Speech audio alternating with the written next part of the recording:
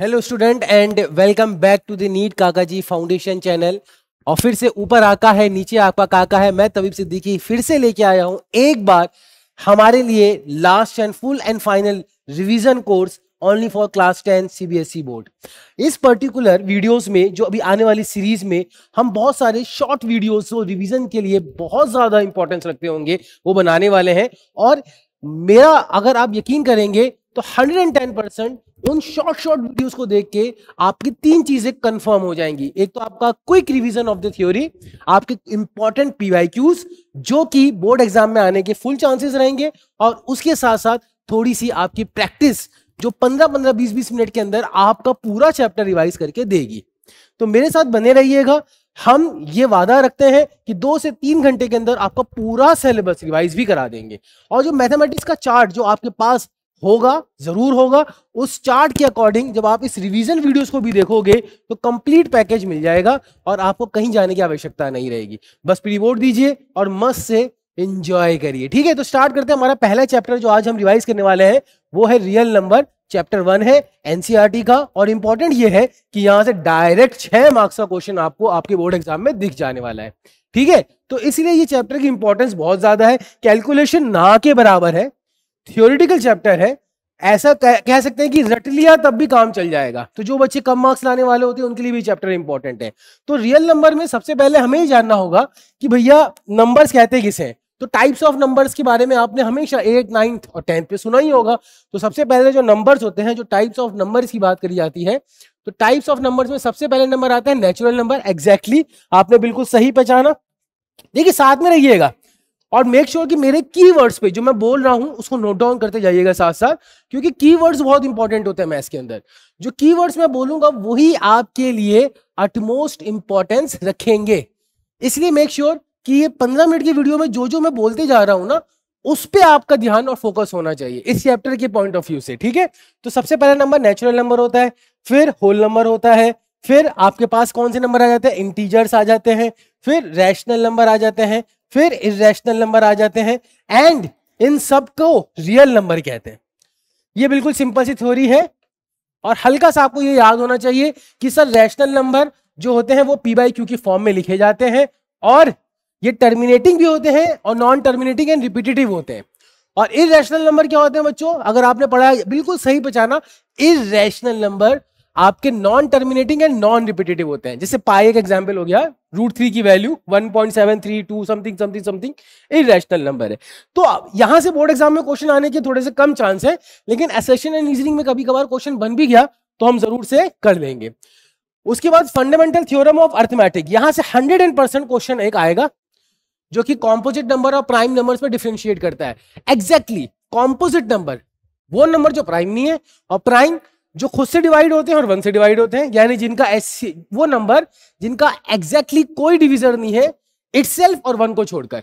जैसे कि 3 और किसी नंबर से डिवाइड नहीं होता, 7 किसी से नहीं होता, 6 होता है क्या, बिल्कुल सर, 6 2 से भी होता है, 3 से भी होता है, 6 से भी होता है, 1 से भी होता है। तो प्राइम नंबर वो होते हैं जिसके 2 फैक्टर हो। फैक्टर क्या होते हैं सर, फैक्टर वो नंबर्स होते हैं जो किसी को डिवाइड कर दे। तो प्राइम नंबर के 2 से ज्यादा फैक्टर नहीं होते, और जो प्राइम नहीं होते वो कॉम्पोजिट होते हैं। तो इस पे बोर्ड एग्जाम पे जैसा एक क्वेश्चन आएगा, एक्सप्लेन व्हाई, 2 मार्क्स का क्वेश्चन है, और 2 मार्क्स में आपको एक्सप्लेन करना है कि क्यों ये कॉम्पोजिट नंबर है। भैया बहुत आसानी से दिख रहा है, अगर आप देखोगे इसमें 13 कॉमन आ जाएगा, आप 13 कॉमन निकालोगे तो कितना हो जाएगा, 7 × 11 + 1, तो ये कॉम्पोजिट हो गया ना। बहुत भाई ध्यान से देखिए कि कॉम्पोजिट क्यों हो गया, क्यों, अगर आपने 13 कॉमन निकाला तो 7 × 11 + 1, तो ये भी एक फैक्टर बन गया, 13 भी फैक्टर बन गया, 13 से भी कैंसिल हो रहा है, और 78 से भी कैंसिल हो रहा है, 7 × 11 77 + 1, तो ये कॉम्पोजिट है। कॉम्पोजिट के लिए बस इतना प्रूफ करना होता है बच्चों कि उसके 2 से ज्यादा फैक्टर हो, हमने प्रूफ कर दिया, यानी उस नंबर और 1 के अलावा भी एक फैक्टर हो। और इसमें भी अगर आप नोटिस करोगे तो 5 कॉमन ले लेंगे। तो इस तरह से हम अपने आंसर को फॉर्मुलेट करेंगे। मुझे लगता है कि बिल्कुल सिंपल है। अगर आप नोटिस करेंगे तो यहां पे उन्होंने पूरा सॉल्व किया है, आप चाहो तो पूरा सॉल्व कर लो, अगर 3 मार्क्स के क्वेश्चन में है तो पूरा सॉल्व करिए और बताइए कि 3 फैक्टर है, 78 फैक्टर है। ठीक है ना, it has more than 2 factor, हैन इसीलिए कॉम्पोजिट नंबर। और इसी तरह यहां पे अगर आपने 5 कॉमन निकाला, बाहर 5 आ गया, तो 5 और ये भी 2 से ज्यादा फैक्टर आ रहे हैं। तो इसलिए कॉम्पोजिट नंबर का एक क्वेश्चन बोर्ड एग्जाम में आएगा, तो कॉम्पोजिट नंबर क्या होते हैं ये पता होना चाहिए, इसके 2 से ज्यादा फैक्टर हो। ठीक है, यहां से अब नेक्स्ट कंसेप्ट जो आता है जो कि प्राइम फैक्टराइजेशन से रिलेटेड है कि भाई 4 की पावर n, 4 की पावर n एक नेचुरल नंबर है, n एक नेचुरल नंबर है, तो 4 की पावर n क्या कभी 0 पे एंड करेगा? जैसे कि 4 की पावर n की वैल्यू 1 डाली तो 4 आ जाएगा, 2 डाली तो 16 आ जाएगा, 3 डाली तो 64 आ जाएगा, 4 डाली तो 256 आ जाएगा। तो क्या कभी ऐसी सिचुएशन आएगी कि 4 की किसी पावर के ऊपर ये डिजिट 0 पे एंड करे? तो 0 पे एंड करने के लिए यानी जैसे 0 के लिए जो प्राइम नंबर्स होने चाहिए वो 2 into 5 होने चाहिए। यानी अगर 4 के फैक्टर्स में 2 और 5 दोनों आ रहे हैं तो ये 0 पे एंड होगा, और अगर नहीं आ रहे तो 0 पे एंड नहीं होने वाला भैया। तो हमने फैक्टर्स किया और देखा कि 2 into 2 आ रहा है, तो ऑब्वियस बात है नंबर एंड नहीं होने वाला। तो इसलिए बस ये इतना याद रखना आपको कि अगर फैक्टर्स के अंदर this does not contain 5 as a prime factor, 2 तो आ गया भैया लेकिन क्या नहीं आ रहा है? 5 नहीं आ रहा है। 2 आ गया है, 5 नहीं आ रहा है, दोनों का होना बहुत आवश्यक है। 2 into 5 10, अगर किसी नंबर के प्राइम फैक्टर में 2 और 5 होगा तो वो नंबर किस पे एंड करेगा? 0 पे एंड करेगा, अदरवाइज वो नंबर किसी पर भी एंड मतलब 0 पे एंड कभी नहीं करेगा। तो ये सेकंड टाइप का क्वेश्चन हो गया जिसमें अपने को ये चेक करना होता है कि जैसे 12 की पावर n, जैसे नेक्स्ट क्वेश्चन देखोगे आप तो 12 की पावर n कभी 0 पे एंड हो सकता है? तो 12 के फैक्टर देख लिए सर, 2 into 2 into 3, नहीं सर इसके फैक्टर में भी कभी भी 5 आ नहीं रहा, तो 12 की पावर n भी कभी भी आपका 0 पे एंड नहीं करेगा। तो ये 2 टाइप के क्वेश्चन हमने देख लिया। अब तक हमने कितने क्वेश्चन देख लिए बच्चों? 3 मिनट 4 मिनट हुए हैं और 2 टाइप के क्वेश्चन हमने देख लिए, एक कॉम्पोजिट नंबर का क्वेश्चन और दूसरा आपका वो नंबर हमें फैक्टराइजेशन में देखना है कि जिसका एंड करने पे या किसी पावर पे एंड पे 0 आ जाए। नेक्स्ट जो इंपॉर्टेंट क्वेश्चन यहां से बनते हैं वो है एचसीएफ और एलसीएम। बिल्कुल बहुत पुराना कंसेप्ट है, क्लास 8 9 में बहुत किया हुआ है और यहां से भी क्वेश्चन आता है तो हमारे लिए अच्छा है भैया। एचसीएफ का मतलब होता है हाईएस्ट कॉमन फैक्टर, फैक्टराइज करो और लोएस्ट पावर जो कॉमन है वो निकाल लो, lowest power common sub factors में। और एलसीएम का मतलब है फैक्टराइज करो, हाईएस्ट पावर जो है हाईएस्ट पावर वो सारी ले लो, चाहे कॉमन हो चाहे अनकॉमन हो। तो जैसे कि 96 है और 405 है, इसका एलसीएम निकालना है प्राइम फैक्टराइजेशन से। तो हमने क्या किया भैया सर 96 के फैक्टर किए 2 into 2 into 2 into 2 into 3 और ये आ गया 2 की पावर 5। यहां पे हमने देखा सर 404 के 2 की पावर 2 और 101। तो एचसीएफ में हम देखेंगे भैया जो कॉमन है उसकी लोएस्ट पावर, तो कॉमन क्या है 2 और लोएस्ट पावर क्या है सर 2, तो ये 4 आ जाएगा आपका एचसीएफ। एचसीएफ क्या आ जाएगा 4। और एलसीएम में पर क्या करेंगे सर जो भी हाईएस्ट पावर है, 2 पे हाईएस्ट पावर 5 है और 3 पे 1 है और 101 पे ही 1 है, तो ये आपका क्या हो जाएगा एलसीएम। बिल्कुल सिंपल टू अंडरस्टैंड है और कोई ज्यादा डिफिकल्टी नहीं आने वाली। जैसे कि ये क्वेश्चन है, ये बोर्ड एग्जाम का एक पीवाईक्यू है, काफी इंपॉर्टेंट है, तो इसको हम करते हैं। देखिए एचसीएफ के लिए हाईएस्ट कॉमन के अंदर लोएस्ट पावर निकालिए और एलसीएम के लिए हाईएस्ट पावर ले लो सबकी कॉमन हो तब भी नहीं हो तब भी। तो देखो ये a और b स्क्वायर है p आपका, और ये a क्यूब और b है। तो पहले एचसीएफ की बात कर रहा है या एलसीएम की बात कर रहा है? एलसीएम की बात कर रहे हैं। तो एलसीएम के लिए तो अपन हाईएस्ट पावर ले लेते, चाहे कॉमन हो चाहे नहीं हो। तो a क्यूब b स्क्वायर, कौन सा ऑप्शन आ रहा है? C option is correct. तो ये एक टाइप का क्वेश्चन हो गया। 3 टाइप के क्वेश्चन हमने देख लिए हैं, कॉम्पोजिट नंबर, देन a की पावर n वाला क्वेश्चन एंड देन एचसीएफ और एलसीएम प्राइम फैक्टराइजेशन से निकालने वाला क्वेश्चन। इसकी कुछ वर्ड प्रॉब्लम्स होती हैं वो भी हम जल्दी जल्दी से देख लेते हैं। देखो वर्ड प्रॉब्लम में क्या होता है ना, मैं बहुत सिंपल सी भाषा बताता हूँ आपको। वर्ड प्रॉब्लम बहुत आसान होती है इस चैप्टर की, क्यों? क्योंकि वर्ड प्रॉब्लम बहुत बड़ी होगी, बहुत एक्सपेंडेड होगी, लेकिन निकालना या तो आपका एचसीएफ होगा या एलसीएम होगा। अब बहुत ध्यान से मेरी बात को सुनना, निकालना आपको या तो एचसीएफ होगा या एलसीएम होगा। एक्चुअली ये पता कैसे चलेगा कि एचसीएफ निकालना है कि एलसीएम निकालना है? उसकी एक ट्रिक है, सुन लीजिए। वो ये है कि आपके पास एक वर्ड प्रॉब्लम में 2 क्वेश्चंस 2 नंबर्स दिए होंगे, ठीक है? अब आपको क्वेश्चन को पढ़ के ये समझना है कि अगर मैं इस क्वेश्चन के आंसर जो भी आएगा, मुझे नहीं पता क्या आएगा, या जो भी इस क्वेश्चन का आंसर आएगा वो इन 2 नंबर से बड़ा होना चाहिए या इन 2 नंबर से छोटा होना चाहिए। इतनी एनालॉजी तो भगवान ने आपको दे रखी है, इतनी बुद्धि तो दे रखी है और इतनी बुद्धि इस्तेमाल करनी पड़ेगी कि जो भी हमारा आंसर होगा वो इन 2 नंबर से बड़ा होगा या छोटा होगा। बच्चों अगर आपको लगता है कि इन दो नंबर से बड़ा होगा तो आपको क्या निकालना है, एग्जैक्टली एलसीएम निकालना है। और अगर आपको लगता है कि इन दो नंबर से छोटा होगा तो आपको एचसीएफ निकालना है। इतनी सी बात याद रखो। जैसे कि क्वेश्चन है, एक मिठाई वाला है जो 420 काजू बर्फीज और 130 बादाम बर्फी, 420 काजू बर्फीज और 130 बादाम बर्फी बेच रहा है, और she wants to stack in such a way कि each stack has the same number and they take at least least area. यानी उसको जमाना है रैक्स में काजू बर्फी और इस तरह से जमाना है कि हर स्टैक में इक्वल नंबर आए। जैसे अगर इधर 10 है तो इधर भी 10 आए, इधर भी 10 आए, इधर भी 10 आए, और लीस्ट एरिया ले, कम से कम जगह वो इस्तेमाल करे। तो what is the number of that can be place in each stack for this purpose. तो कम से कम कितनी काजू या बादाम बर्फी हर स्टैक में रखी जा सकती है। भाई कितना सिंपल सा क्वेश्चन है कि ऑब्वियस सी बात है इसका आंसर जो भी होगा वो 420 और 130 से तो कम ही होगा ना। ऐसे तो हो नहीं सकता कि हर स्टैक में अपन 420 काजू से ज्यादा स्टैक में जमा करें, ऐसा कभी नहीं हो सकता ना। तो इसलिए हम क्या करेंगे, इसका क्या निकालेंगे, HCF 420 एंड 150। एक्चुअली ये 150 था लास्ट क्वेश्चन में, इसमें करेक्शन कर लीजिएगा, ये 150 था, ठीक है। तो 150, तो इसके फैक्टर्स किए और इसके फैक्टर्स किए, और फैक्टर करने के बाद हमने HCF निकाल लिया। तो 30 कितने स्टैक्स आपको चाहिए, 30 स्टैक्स चाहिए, सॉरी 30 हर स्टैक में कितनी नंबर आ जाएंगे, 30 नंबर आ जाएंगे। यानी 420 अपॉन 30 अगर हम डिवाइड करेंगे, यानी 420 काजू बर्फी हमारे पास, और हर रैक में 30 काजू बर्फी आ रही है, हर रैक में 30 काजू बर्फी आ रही है, तो 14 रैक तो काजू बर्फी के लिए इस्तेमाल हो जाएंगे, और 150 हमारे पास बादाम बर्फी है और हर रैक में 30 बर्फी रख रहे हैं, तो कितनी रैक चाहिए होंगे, 150 अपॉन 30, तो ये 150 अपॉन 30 आपके बादाम बर्फी के लिए रैक हो जाएंगे। टोटल रैक कितने हो जाएंगे, 19। ये बहुत इंपॉर्टेंट क्वेश्चन है, याद रखिएगा। तो ये पूछ रहा है हमसे, इसने दो आंसर पूछे थे, what is the number of that can be place in each stack for this purpose. तो हर स्टैक में आपने को 30 बर्फीज रखनी है, और टोटल स्टैक कितने हो जाएंगे अपने पास, 19। Simple to understand. इसी तरह आगे करते हैं, जैसे एक और क्वेश्चन है। अब देखो यहाँ पे क्या है कि सोनिया, एक सर्कुलर पाथ है, उसमें सोनिया 18 मिनट लेती है, रवि 12 मिनट लेता है पूरा कंप्लीट करने के लिए, और they start at the same place and go in the same direction. यानी यहां से स्टार्ट किया तो 18 मिनट बाद रवि तो यहां पहुंच जाएगा, है ना, यानी 18 मिनट बाद सॉरी रवि पूरा कंप्लीट कर लेगा।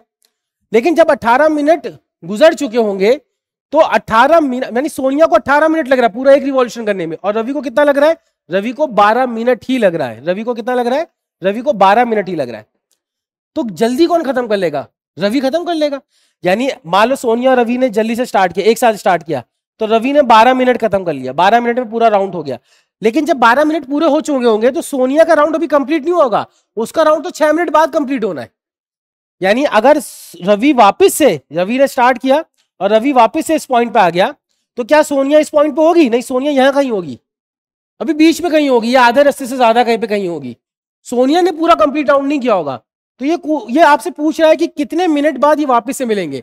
तो ऑब्वियस सी बात है कि इसका आंसर 18 और 12 से क्या होगा, ज्यादा ही होगा। 18 और 12 से कम तो हो नहीं सकता ना, क्योंकि 12 मिनट अगर आप देखोगे तो 12 मिनट में रवि ने अपना राउंड कंप्लीट कर लिया, लेकिन सोनिया तो अभी भी इसने पूरा सर्कल नहीं कंप्लीट किया।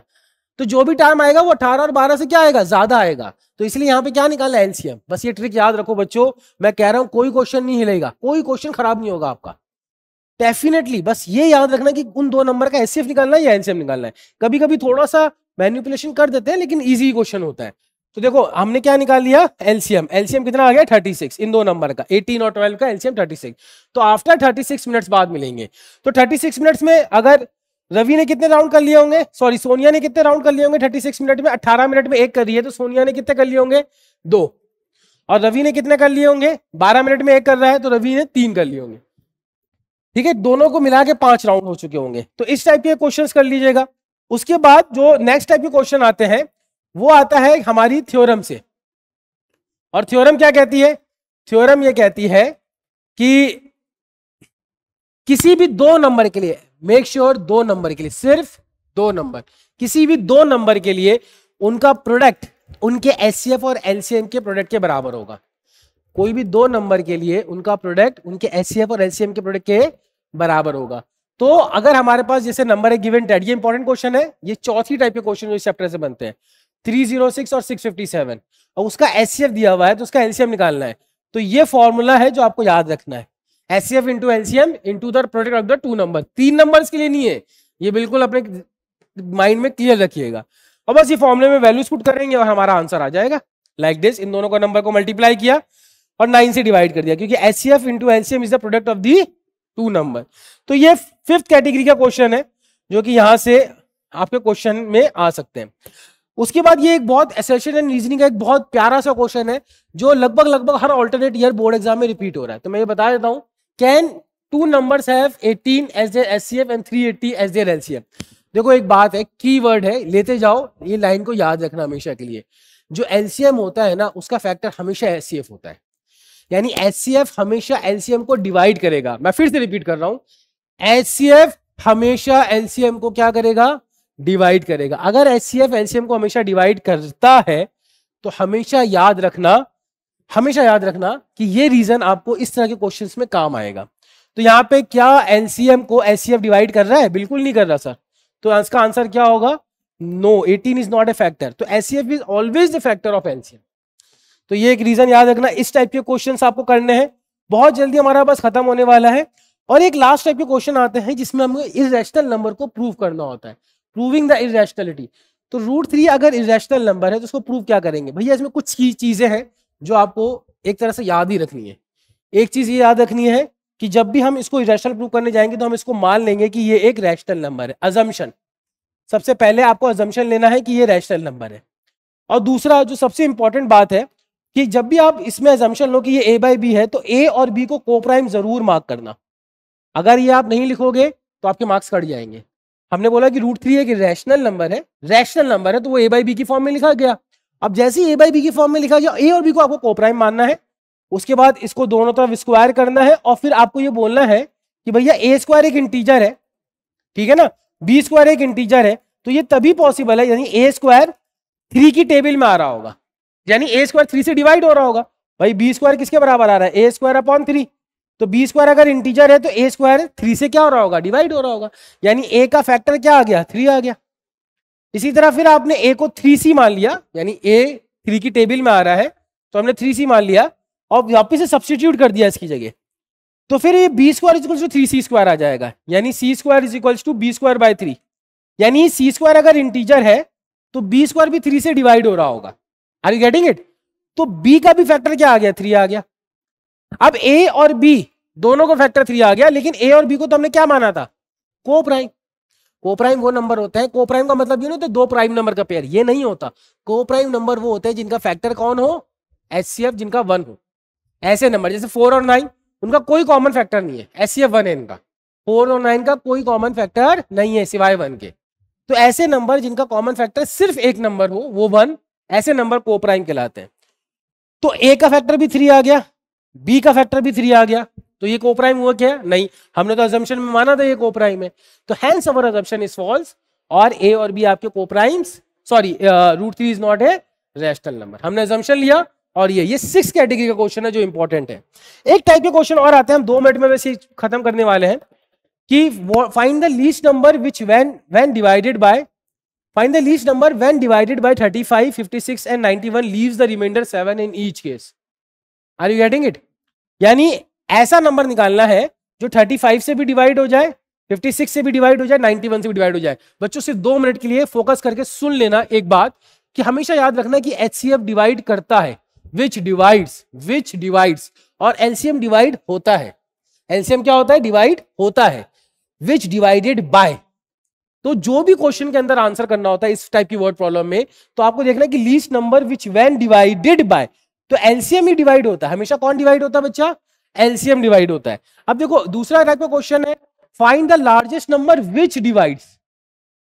तो एचसीएफ क्या करता है? एचसीएफ डिवाइड करता है। तो ये 2 तरह के क्वेश्चन है, find the largest number which divides and find the number least number which when divided by. तो एचसीएफ डिवाइड करता है और एलसीएम डिवाइड होता है। तो करता है, जब एचसीएफ निकालने की बात आएगी तो क्या करना है मैं बता दूंगा, और इस टाइप के क्वेश्चन में जब एलसीएम निकालने की बात आएगी तो याद रखना क्वेश्चन को पहचानेंगे कैसे, यहां से निकालेंगे कि find the least number which when divided by, यानी वो डिवाइड हो रहा है। तो डिवाइड होता कौन है? हमेशा एलसीएम होता है, लेकिन इस तरह से डिवाइड करना है कि वो 7 रिमाइंडर इन ईच केस में कर दे। यानी डिवाइड होने के बाद यानी ऐसा नंबर करना है कि इनसे एग्जैक्टली डिवाइड नहीं हो, रिमाइंडर भी 7 आ जाए। तो अपन क्या करेंगे, हम इन तीनों का एलसीएम निकाल के 7 लास्ट में ऐड कर देंगे। ये ट्रिक है। यानी जब भी एलसीएम निकालना हो और रिमाइंडर आ रहा हो तो आप क्या करो, तीनों नंबर या चारों नंबर या पांचों नंबर या 2 नंबर या जितने भी नंबर यहां पे दिए हैं उनका एलसीएम निकालो और जो भी रिमाइंडर आपको करना है उसको ऐड कर दो। इसकी ट्रिक, ये इसके पीछे का लॉजिक यूक्लिड डिवीजन लेमा में है, वो मैंने अपने डिटेल वीडियो में समझाया हुआ है। आपको याद ये रखना है, ट्रिक ये याद रखनी है। ट्रिक बहुत सिंपल सी है कि एचसीएफ डिवाइड करता है, एलसीएम डिवाइड होता है। अगर रिमाइंडर वाला क्वेश्चन है तो एलसीएम में तीनों नंबर या दोनों नंबर का एलसीएम निकालो जैसे यहां निकाला गया है, और लास्ट में जो रिमाइंडर आपको रखना है उसको आप ऐड कर दो। और एचसीएफ वाले क्वेश्चन में क्या करते हैं कि पहले हम रिमाइंडर माइनस कर देंगे कि which divides 320 and 457 leaving remainder 5 and 7। तो हम पहले रिमाइंडर को माइनस कर देंगे, पहले ही इन दोनों क्वेश्चन, इन दोनों नंबर में से पहले ही रिमाइंडर को माइनस कर देंगे और उनका एचसीएफ निकाल लेंगे, प्राइम फैक्टराइजेशन से निकाल लेंगे। तो जो आंसर आएगा 45 एक ऐसा नंबर है जो इसको डिवाइड करेगा और इसको डिवाइड करेगा, तो इधर रिमाइंडर 5 देगा और इधर 7 देगा। तो इन दोनों क्वेश्चन को पहचानने की टेक्निक क्या है कि भैया एचसीएफ डिवाइड करता है और इसमें 2 रिमाइंडर होंगे, पहले ही उन 2 नंबर से रिमाइंडर को माइनस कर दो और फिर एचसीएफ निकाल लो। और एलसीएम डिवाइड होता है, आप एलसीएम निकाल लो और फिर लास्ट में रिमाइंडर को ऐड कर दो, दैट्स इट। तो ये चीजें थी। अगर हम पूरा नटशेल में देखें, हर चीज को एक बार फिर से एनालाइज कर ले, तो रियल नंबर 6 मार्क्स का आने वाला है। उसमें से पहली category question types of numbers के आ सकते हैं कि टर्मिनेटिंग नॉन टर्मिनेटिंग याद रखना चाहिए।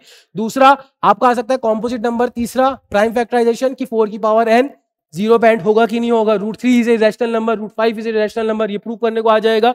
पांचवा HCF into LCM is equal to a into b, और एचसीएफ और एलसीएम निकालने के लिए क्वेश्चन।